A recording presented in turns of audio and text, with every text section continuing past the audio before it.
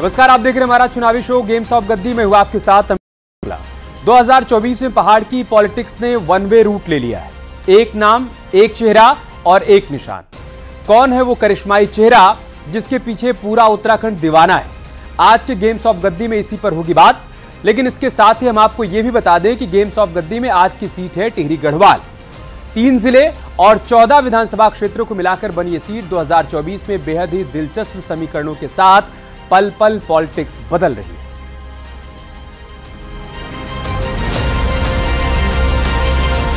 सबसे पहले सीट की मौजूदा स्थिति क्या है वो समझ लेते हैं, यानी जान लेते हैं कि सीट पर कौन काबिज है। माला राज्य लक्ष्मी शाह वो भारतीय जनता पार्टी की सांसद हैं, फिलहाल मौजूदा सांसद हैं और एक बार फिर से पार्टी ने उन्हीं पर दांव चला है, उनको अपना प्रत्याशी बनाया है। ये फिलहाल मौजूदा सांसद हैं इस सीट से। और अब बात करते हैं 2024 के मुकाबले की। लेकिन उससे पहले एक बात आपको यह भी बता दें कि यह सीट दशकों से टिहरी राजघराने के कब्जे में ही रही है। 2024 में भी बीजेपी ने राजघराने की बहू माला राज्य लक्ष्मी शाह को मैदान में उतारा है, जो जीत की हैट्रिक लगा चुकी हैं, जबकि कांग्रेस ने उनके सामने अपने पुराने नेता जोत सिंह गुनसोला को मैदान में उतारा है।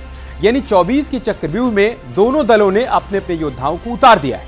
बीजेपी के सामने विकास कार्यों का हिसाब देने की बारी है, तो कांग्रेस के पास 5 साल में क्या करेंगे इसके वादे की तैयारी है।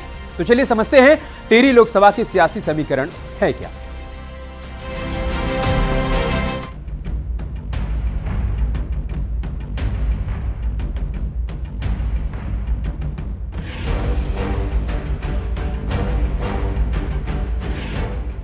तीन जिले और 14 विधानसभा क्षेत्रों को मिलाकर बनी टिहरी लोकसभा सीट शाही सीट के नाम से जानी जाती है।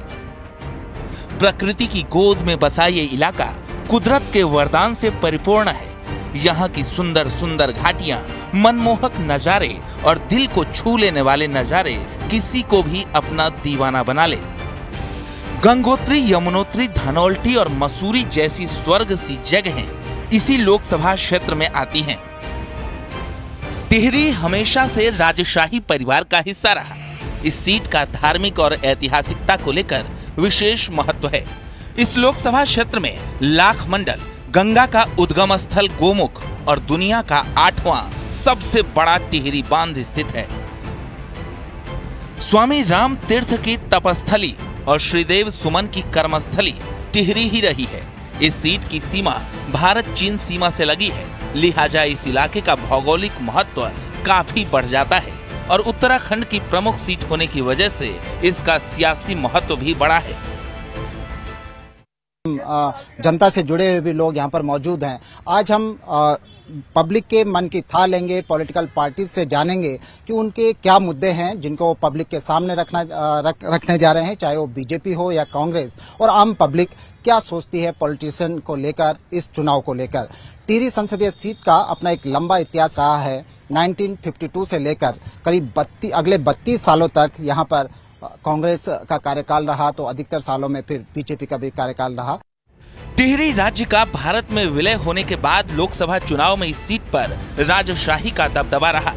10 बार के आम चुनाव में राजशाही परिवार के सदस्य ही सांसद चुने गए।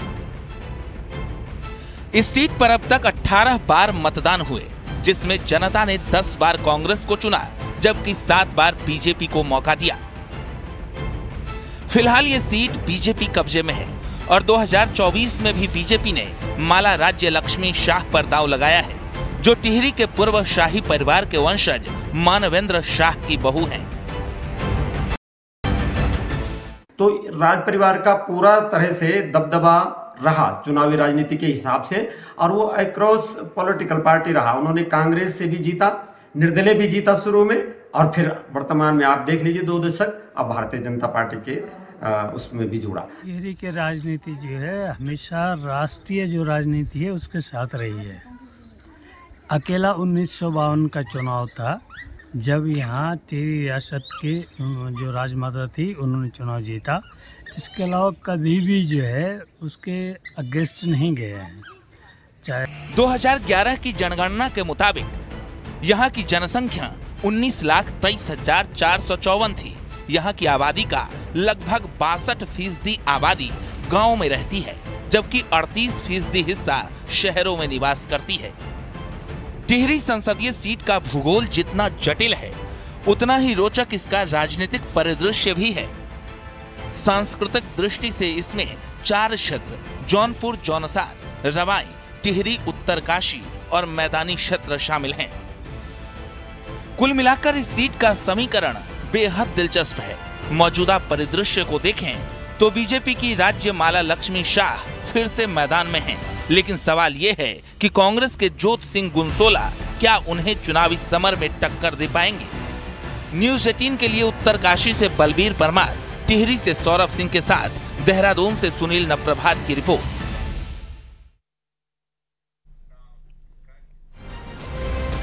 वैसे तो हम सभी लोग जानते हैं कि पहाड़ की पॉलिटिक्स बहुत ही शांत होती है, लेकिन जातिगत समीकरण यहां भी हमेशा ही हावी रहते हैं, जिसमें राजपूत वर्सेस ब्राह्मण की फाइट देखने को मिलती है। तो चलिए ग्राफिक्स के जरिए समझते हैं कि टिहरी के जातिगत समीकरण क्या कहते हैं। राजपूत की संख्या यहां पर 40% है, ब्राह्मण वोटर्स 32% है, SC/ST 17% है। मुस्लिम्स की बात की जाए तो उनकी संख्या 5% है। इसके अलावा गोरखाली यहां पर 5% है और अन्य 1% है। ये कुल मिलाकर इस सीट का जातिगत समीकरण है, लेकिन जो मुख्य मुकाबला यहां पर है वो दरअसल राजपूत वर्सेस ब्राह्मण का है। तो टिहरी में जातिगत फैक्टर के अलावा राजघराने का फैक्टर भी बहुत अहम फैक्टर रहता है। तो कैसे टिहरी के लोगों की राय है इस मसले को लेकर, वो इसे कितना बड़ा फैक्टर मानते हैं, वो भी देखते हैं। बाकी जो पैरामीटर हैं उस पे वो फिट बैठी हैं। पहला तो कारण ये है उन्हें महिला प्रत्याशी होने का बड़ा फायदा मिला है, और इस प्रदेश में जो टिहरी लोकसभा है इसमें नेपाली वोटरों का जो एक बड़ा महत्वपूर्ण रोल है, एक कारण ये भी है। दूसरा कारण टिहरी रियासत से जुड़ा हुआ है। आज भी कई लोगों की टिहरी राजशाही परिवार के प्रति एक सम्मान का जो भाव है वो भी है। राज परिवार महारानी यहाँ टिहरी की प्रतिनिधित्व कर रही है संसद में, और बड़ा दुर्भाग्य है कि इन कभी भी टिहरी की आवाज उस संसद तक नहीं पहुंचाई है। ये कहीं ना कहीं दुर्भाग्य है, और ये सुनने में भी आ रहा है कि 26 करोड़ रुपए वापस चले गए। उन 26 करोड़ रुपयों से कितने लोगों को रोजगार मिलता, टिहरी लोकसभा में कितने विकास कार्य होते। और जो हमारी बात करने है, मुझे नहीं लगता कि रानी ने टिहरी की बात तो बहुत दूर की बात है।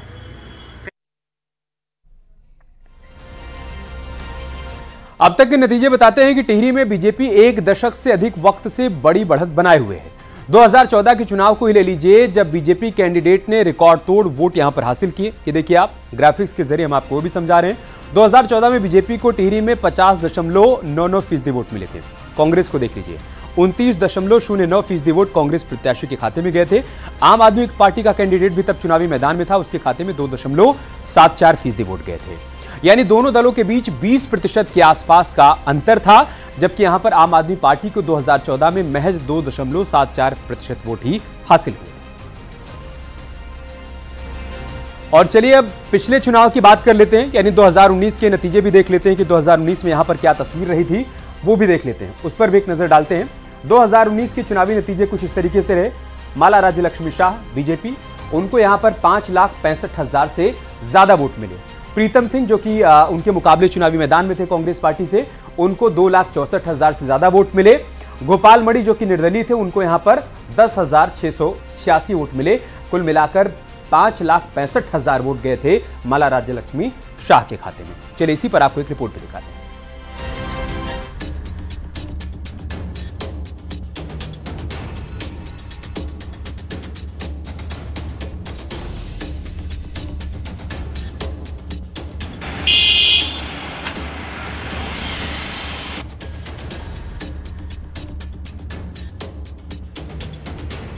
टिहरी के इसी इलाके में दुनिया का 8वां सबसे बड़ा बांध बना है, लेकिन विकास के साथ विस्थापन लेकर आया ये बांध और उससे विस्थापित हुए लोगों की समस्याएं आज भी सबसे बड़ा मुद्दा बनी हुई हैं।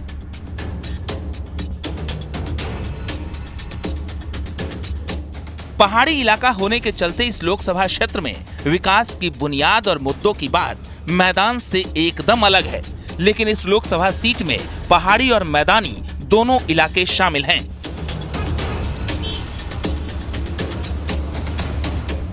कई बड़े तीर्थ स्थल और कई बड़े पर्यटन स्थल शामिल हैं, लिहाजा यहाँ के मुद्दे उत्तराखंड की सियासत के बड़े मुद्दे बन जाते हैं।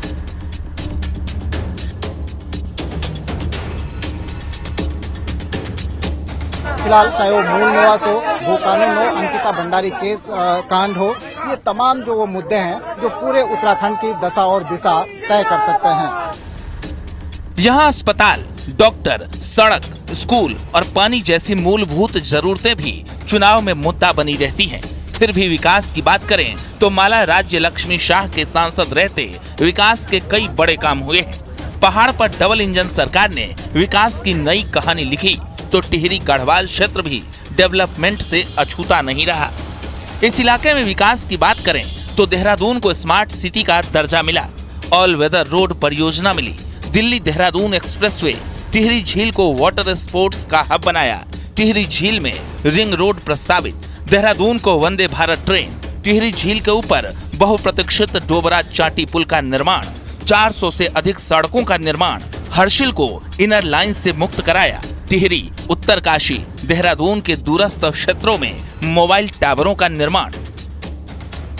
यानी बीते 15 सालों में इस क्षेत्र का विकास तो हुआ, लेकिन तमाम ऐसे मूलभूत जरूरतें हैं जिन पर जनता अपनी सांसद से काम की उम्मीद रखती है। कांग्रेस के मुताबिक भाजपा सही है, भाजपा सही है, कांग्रेस झूठी है।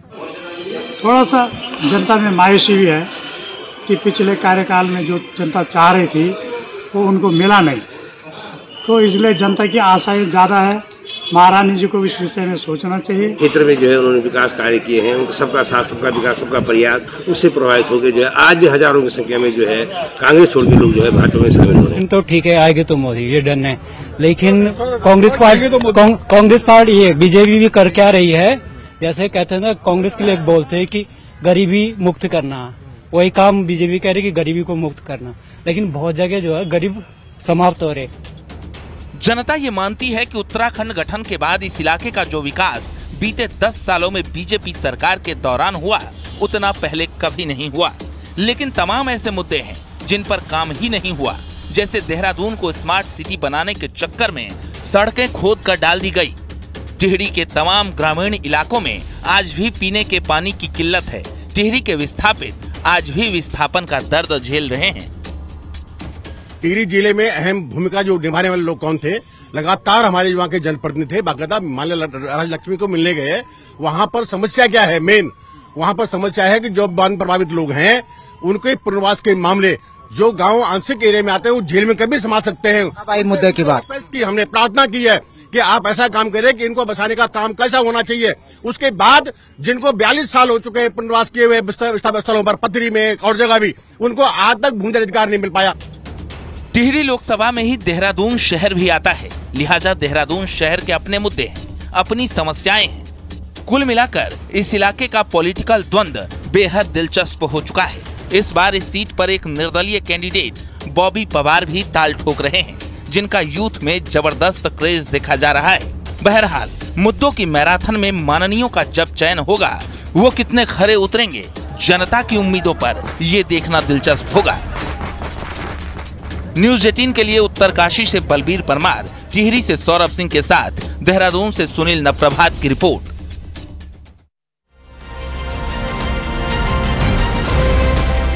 टिहरी लोकसभा सीट एक बड़े क्षेत्र का प्रतिनिधित्व करती है और यही वजह है कि टिहरी के चुनाव में मुद्दे भी बड़े बड़े हैं। वैसे तो तमाम विकास पिछले 10 सालों में बीजेपी सरकार ने इस इलाके में कराए हैं, लेकिन तमाम ऐसे भी मुद्दे हैं जो इस बार के चुनाव का केंद्र बनेंगे। सबसे पहला मुद्दा क्या है? टिहरी बांध बनने के बाद विस्थापित हुए लोगों का मुद्दा। सालों बाद भी तमाम ऐसे लोग हैं जो पुनर्स्थापन का इंतजार अभी भी कर रहे हैं। ये फिलहाल यहाँ का पहला मुद्दा है। दूसरा मुद्दा क्या है वो भी समझ लेते हैं। प्रतापनगर क्षेत्र को ओबीसी सेंटर में शामिल करने का एक मुद्दा है। दरअसल यहाँ पर जातियों की तरह ही क्षेत्रों के भी पिछड़ा क्षेत्र हैं, अगला क्षेत्रों में बांटा गया है। तीसरा मुद्दा यहाँ पर क्या है वो भी देख लेते हैं। तीसरा मुद्दा यह है कि ग्रामीण इलाकों में पीने के पानी का संकट है। यहां तक कि जिस टिहरी बांध से दिल्ली तक पानी की सप्लाई होती है, उसी के आसपास के गांव में पानी का संकट बरकरार है। चौथा मुद्दा है गांव तक पक्की सड़कें पहुंचाने का मुद्दा। और पांचवा मुद्दा है ग्रामीण इलाकों में स्वास्थ्य और शिक्षा का मुद्दा। हालांकि बीजेपी बंपर विकास का दावा कर रही है और कांग्रेस बदलाव का दम भर रही है। जो महिलाएं हैं, जो युवा वर्ग है, मोदी के प्रति बड़ा आकर्षण है लोगों में। और हम लोग जब मोदी जी के कार्यक्रमों को लेकर गांव में जा रहे हैं, मोदी जी के लिए जो देश के लिए जो कल्याणकारी योजनाएं की हैं उनको बताने जा रहे हैं। तो लोगों को इसकी जानकारी हमसे ज़्यादा है और लोगों को इतना उत्साह है कि वो तीसरी बार मोदी जी को फिर से इस देश का प्रधानमंत्री बनाना चाहते हैं। तो इस समय मुझे लगता है कि हम जो टिहरी लोकसभा जो ये हमारी है, इसको 8 लाख से ज़्यादा वोटों से हम लोग जीतेंगे। अब सिर्फ एक जगह लड़ाई रुक गई है, प्रजा और राजा। अब राजा एक है और प्रजा अनेक है। अब ये प्रजा किस तरह से अंजाम पहुंचाती है कि कांग्रेस का 10-12 साल का सूखा इस टिहरी लोकसभा में कैसे समाप्त करती है। टिहरी लोकसभा में पहला परिवर्तन होगा। चुनाव में जो फैक्टर है वो निश्चित रूप से मोदी फैक्टर है, वो काम करेगा। अगर वो आगे जीतते हैं या उन्हें वोट ऐसे मिलते हैं तो वो मोदी फैक्टर के रूप में देखा जा सकता है। अगर उनके कार्यकाल की बात करें कि जो पिछला कार्यकाल रहा है उनका, बिल्कुल वो उनके ही खुद कार्यकर्ताओं में बड़ा रोष देखने को मिला हमें।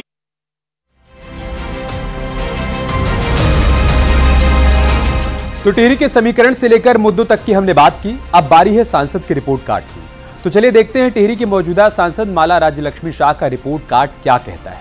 मौजूदा सांसद के खाते में सबसे पहली उपलब्धि है देहरादून को स्मार्ट सिटी का दर्जा दिलवाना। दूसरी उपलब्धि क्या है वो भी आपको दिखा देते हैं। टिहरी झील पर वाटर स्पोर्ट्स हब बनवाना भी बीजेपी सांसद की उपलब्धियों में से एक है। इसके अलावा टिहरी झील में रिंग रोड प्रस्तावित हो चुकी है, यह भी उपलब्धियों में गिना जा रहा है। देहरादून को वंदे भारत ट्रेन भी मिल गई है, यह भी एक बड़ी उपलब्धि है। डोबरा चाटी पुल का निर्माण हुआ, इसका श्रेय भी मौजूदा सांसद को ही जाता है जो कि लंबे समय से अटका हुआ था। इसके अलावा ग्रामीण इलाकों में 400 से अधिक सड़कों का निर्माण भी उनके जरिए करवाया गया है, उसको भी अपनी उपलब्धियों में शामिल कर रही है।